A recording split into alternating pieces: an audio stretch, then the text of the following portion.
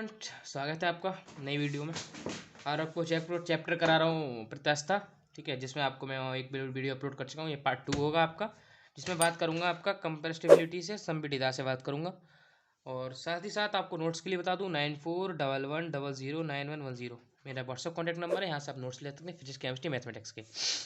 तो बात करते हैं चैप्टर की स्टार्टिंग की। तो क्या है इसमें कि इसमें कहा है संपीड़ितता। इससे पहले कि मैं आपको ऑलरेडी सब कंप्लीट कर चुका हूँ, तो पहले इसकी परिभाषा जानते हैं कि किसी बॉडी के बल्क मॉडुलस के व्युत्क्रम। बल्क मॉडुलस के बारे में मैंने आपको पीछे समझा चुका हूँ। बल्क मॉडुलस क्या होता है, इसे बोलते हैं आयतन प्रत्यास्थता गुणांक। और जिसे बोला जाता है कि किसी बॉडी के सरफेस पर एक्सटर्नल डिफॉर्मिंग फोर्स, या आप ये समझ लीजिए कि नॉर्मल स्ट्रेस और वॉल्यूम स्ट्रेन के अनुपात को, नॉर्मल स्ट्रेस और वॉल्यूम स्ट्रेन के अनुपात को हम बल्क मॉडुलस कहते हैं।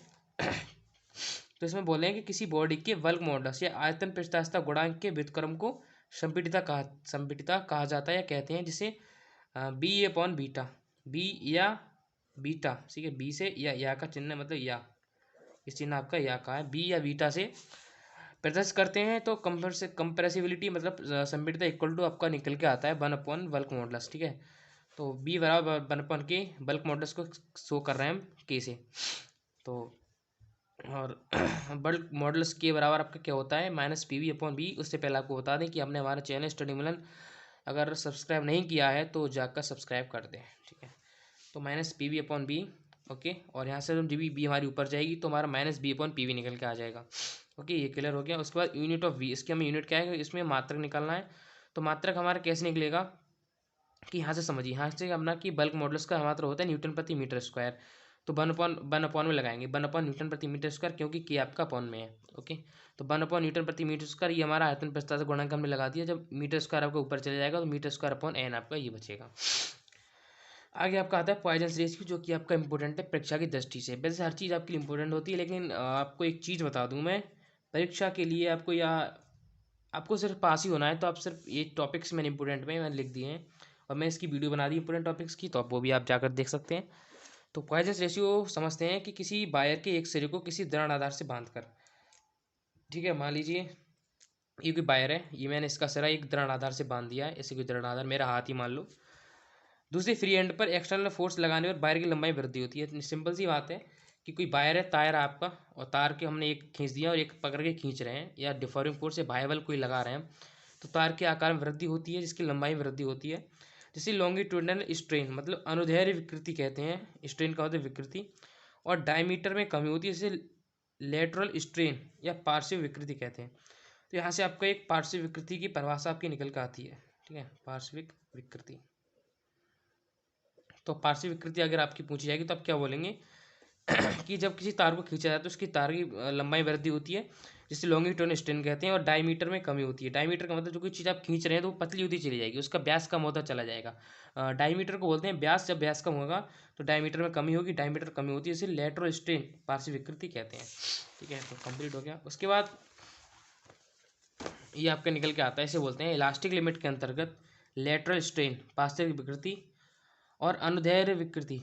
ठीक है, पार्श्विक विकृति और अनुदैर्ध्य विकृति के अनुपात को रेशियो का मतलब होता है अनुपात, के अनुपात को पॉइजन रेशियो, ठीक है, पॉइजन अनुपात कहते हैं, जिसे सिग्मा से रिप्रेजेंट करते हैं। ठीक है, तो नॉर्मल सी बात आपको समझ आ गया, परिभाषा थी पॉइजन रेशियो बराबर लेटरल स्ट्रेन मतलब पार्श्विक विकृति, पार्श्विक विकृति, पार्श्विक विकृति, ओके, अपॉन लॉन्गिट्यूडनल स्ट्रेन मतलब अनुदैर्ध्य विकृति। तो हमने कोई तार ले लिया, ठीक है, नॉर्मल से तार हमने कोई ले रखा है, ये आपको मैं कॉपी करा देता हूँ, इस पर आप समझ को आ जाएगा। ठीक है, मैंने कोई ये तार ले लिया है, और तार में क्या है कि मैंने डी पूरा एक व्यास मान लिया है। तार में हमने कोई F4 नीचे आपको बल लगा दिया है, और F बराबर mg मतलब कोई हमने बल लगाया है नीचे। और तब हमने कोई जब कोई बल लगाया तो इसकी लंबाई ओनली L थी, जब हमने कोई बल नहीं लगाया था।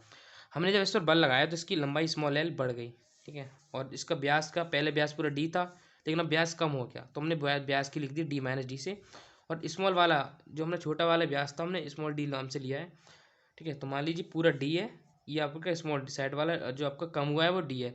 नॉर्मल सी बात है, जब टोटल में से स्मॉल डी जो आपने व्यास लिया है वो घटा देंगे तो आपको कौन सा व्यास निकल के आएगा, जो आपका पहले था। ओके, मानो एल लंबाई तथा डी व्यास के एक बेलनाकार तार के एक सिरे को किसी दरारदार से क्लैंप का मतलब बांध करके दूसरी फ्री एंड पर F फोर्स लगाकर खींचा जाता है। जिससे उसकी लेंथ में वृद्धि एल हो जाती है और डायमीटर में कमी डी हो जाती है। नॉर्मल सी बात है, ठीक है। और जब खींचेंगे तो वृद्धि तो उसकी लंबाई में वैसे भी हो जाएगी, डायमीटर मतलब व्यास में कमी हो जाएगी। सॉरी, ठीक है। तो लेटरल स्ट्रेन पार्श्विक विकृति एरर क्या आता है कि lateral strain equal to minus D upon D. Formula होता है आपका कि व्यास में कमी और मतलब प्रथम व्यास आपका क्या था, तो इनिशियल व्यास आपका और तार को खींचने के बाद। लॉन्गिट्यूडनल स्ट्रेन लंबाई में आता है आपका तो स्मॉल एल अपॉन एल। और पॉइजन रेशियो निकल के आता है, पॉइजन रेशियो क्या कहता है कि लेटरल स्ट्रेन पार्श्व विकृति और लॉन्गिट्यूडनल स्ट्रेन मतलब अनुदैर्ध्य विकृति। तो यहाँ पर उस चीज़ को हम पुट कर देंगे तो आपका निकल के आएगा डी अपॉन डी। तो एल ऊपर चला जाएगा, ठीक है, एल ऊपर जाएगा तो माइनस एल अपॉन डी ये बनेगा। इसको पॉइजन रेशियो को निकालना है तो एल अपॉन डी बाहर आ जाएगा इंटू डी अपॉन एल ऐसे लिख देंगे, ठीक है। तो इसको हमने चेंज करके इस टाइप से लिख दिया।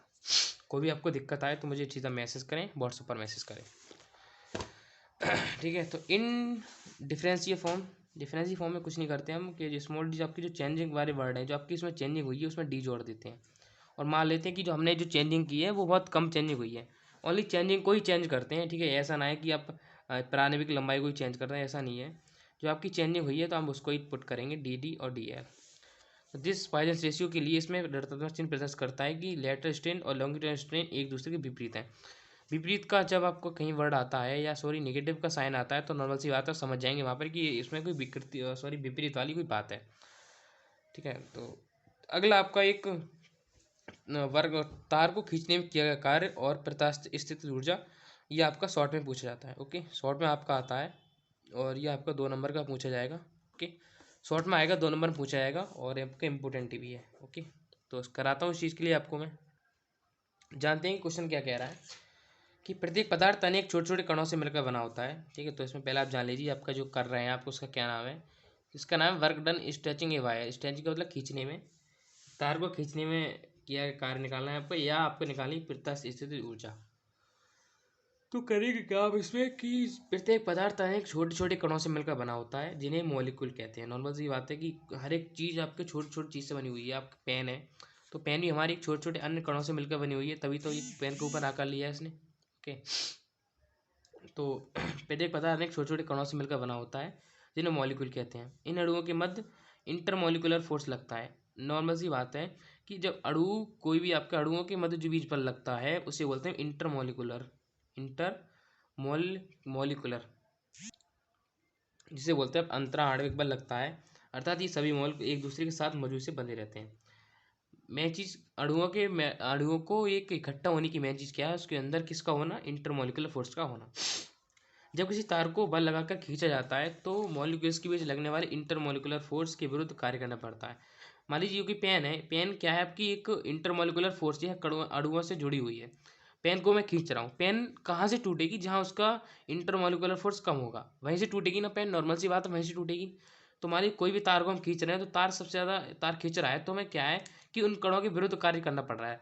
जो आपके कण है और जो आपके अणु हैं वो तो उसको जकड़े हुए हैं, पकड़े हुए हैं, लेकिन हम लोग क्या कर रहे हैं कि उसको खींच रहे हैं, ठीक है। तो इसमें क्या है कि जब हम खींचते हैं तो उसके विरुद्ध कार्य करना पड़ता है जो एनर्जी की फॉर्म में स्ट्रेच होता है, स्टोर होता है, ठीक है। स्टोर एनर्जी फॉर्म में आ जाता है उसे, जिसे तार की इलास्टिक पोटेंशियल एनर्जी भी कहते हैं। इलास्टिक पोटेंशियल एनर्जी कहने मतलब प्रत्यास्थ स्थितिज ऊर्जा भी कहते हैं, जिसे यू से शो करते हैं। तो इसमें एक आपका इस आता है एक शॉर्ट नोट है, ठीक है। तो इसमें क्या है कि माना एल लंबाई तथा अनपरस्थ परिचित से किसी तार के एक सिरे से बांधकर फ्री एंड पर एफर्ट लगाया जाता है। कि हमको एक तार ले लेते हैं, तार को हमने किसी चीज़ से बांध दिया है और उस पर नीचे वाले सिरे पर हम लोग क्या है कि इसको वेट लगाते हैं, दूसरे फ्री एंड पर एफ फोर्स लगाकर खींचा जाता है, जिससे उसकी लंबाई वृद्धि स्मॉल एल हो जाती है। लंबाई में वृद्धि हो जाए, नॉर्मल सी बात है, किसी चीज़ को खींच रहे हैं तो उसकी लंबाई में वृद्धि स्मॉल एल हो जाती है। तब तार के मेटेरियल का यंग्स मॉडुलस इन्होंने बताया कि तार की लंबाई में वृद्धि को, इन्होंने बताया कि आपकी पहली लंबाई मतलब इनिशियल कंडीशन, सॉरी जब खींचने में खींची हुई कंडीशन अपॉन इनिशियल कंडीशन मतलब स्मॉल एल अपॉन एल। तो हमारे यंग भैया ने ये सिद्धांत दिया था, तो पढ़ते हैं इन्होंने क्या दिया था आगे।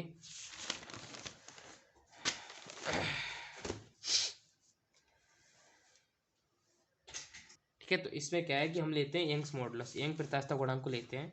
तो यंग्स मॉडुलस को डिस्कस करते हैं। इसमें यंग मॉडुलस इक्वल टू आपका क्या होता है, लीनियर स्ट्रेस या ओनली आप स्ट्रेस लगा दीजिए, अपॉन लीनियर स्ट्रेन। लीनियर आपका रेखीय हो जाता है।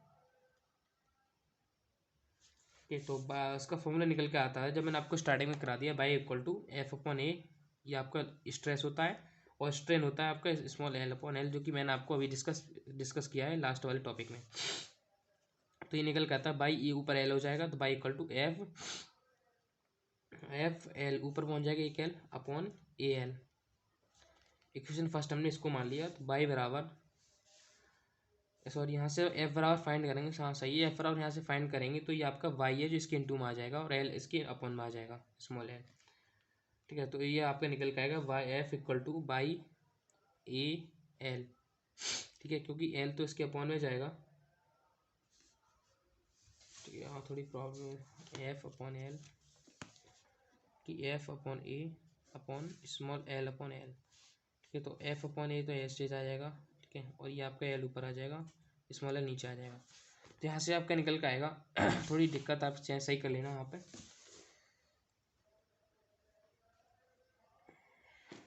स्मॉल एल ऊपर आएगा आपका। ठीक है, तो स्मॉल एल यहाँ से आपको ऊपर जाएगा, बाई बराबर बाई ए स्मॉल एल, यहाँ पर स्मॉल एल आएगा अपॉन एल। ठीक है, आप नोट्स में अपने सही कर लीजिए।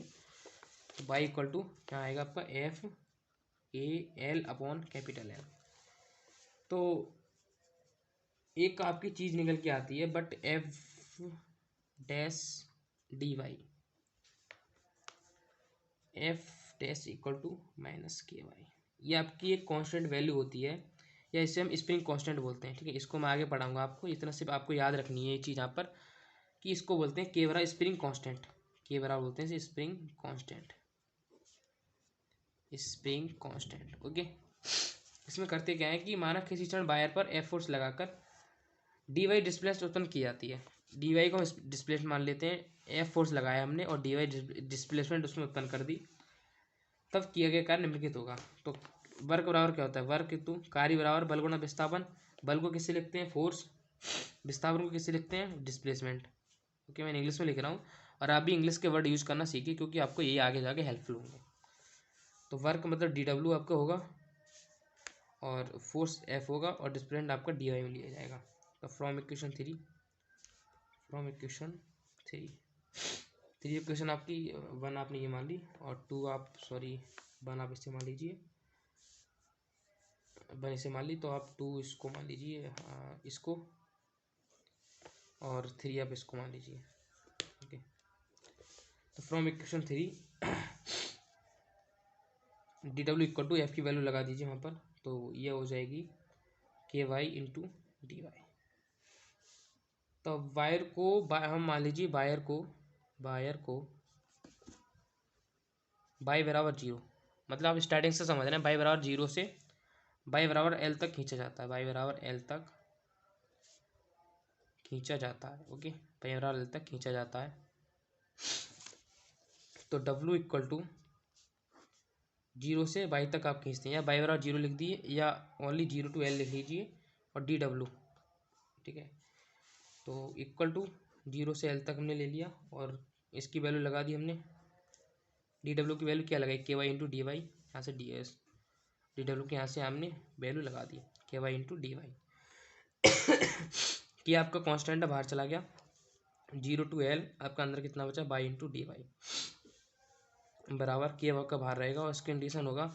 आपको पता है कि जब इंडिकेशन करते हैं इस चीज़ का, तो एक घात यहाँ पर अभी तो स्क्वायर हो जाता है, इसका एक घात बढ़ जाती है, मतलब वन प्लस वन हो जाएगा, तो ये हो जाएगी स्क्वायर, और नीचे जितना ऊपर आपकी घात उतनी नीचे आती है, और ये आपकी जीरो टू एल आपकी चली रही। ये आपने 12th में पढ़ा होगा, मैथमेटिक्स में खूब ज़्यादा पढ़ा होगा।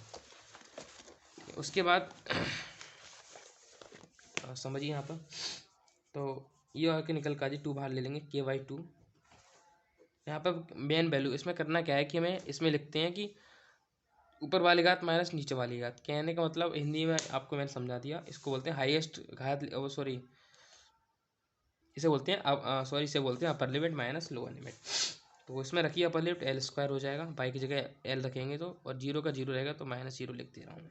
ओके, उसके बाद आपका डब्ल्यू इक्वल टू,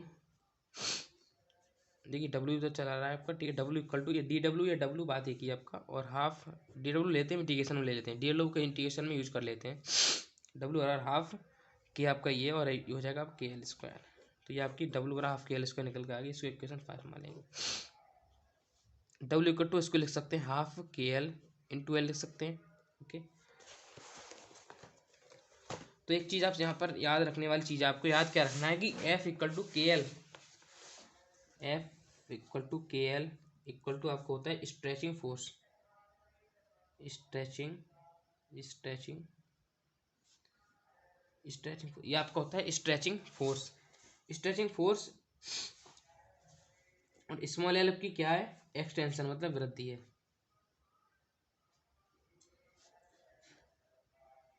ओके, तो डब्ल्यू इक्वल टू ए बट्टे 2, आपका एफ निकल के आया था, एफ को क्या बोलेंगे स्ट्रेचिंग,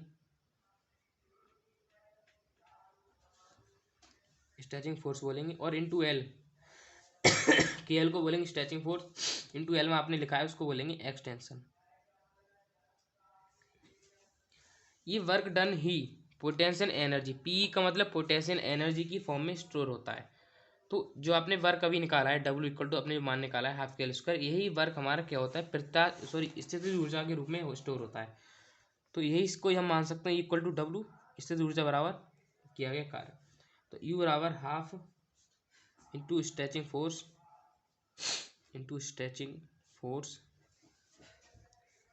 इंटू एक्सटेंशन। ओके, तो U equal to 1/2 into F, हमने के एल की जगह हमने एफ यूज कर लिया, इंटू और एल आपका एस्टेज रहेगा। तो एक चीज़ और सीखिए, बट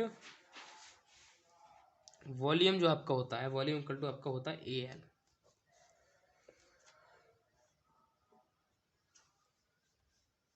तब क्या होगा कि energy of per unit volume, देखिए हर चीज़ हमें क्या है कि पर यूनिट में फाइंड करनी होती है, तो इसलिए हम पर यूनिट का यूज़ करते हैं। तो यह लिखेंगे एनर्जी ऑफ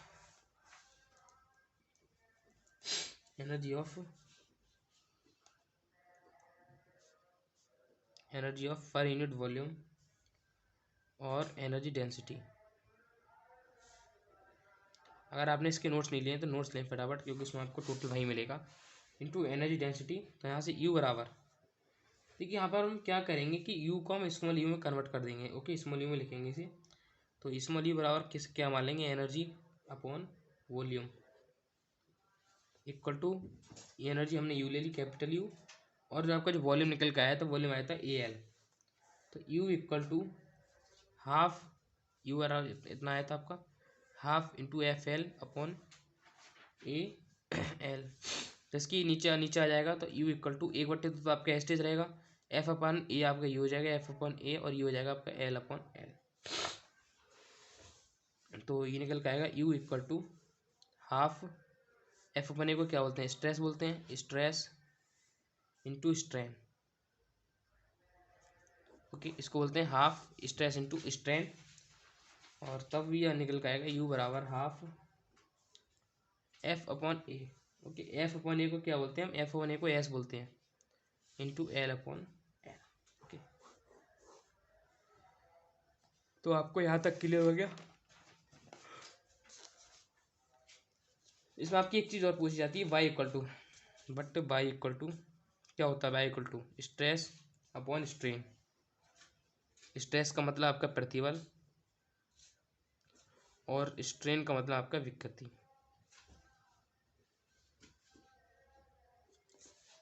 तो यहाँ से आप स्ट्रेस फाइंड करेंगे, स्ट्रेस इक्वल टू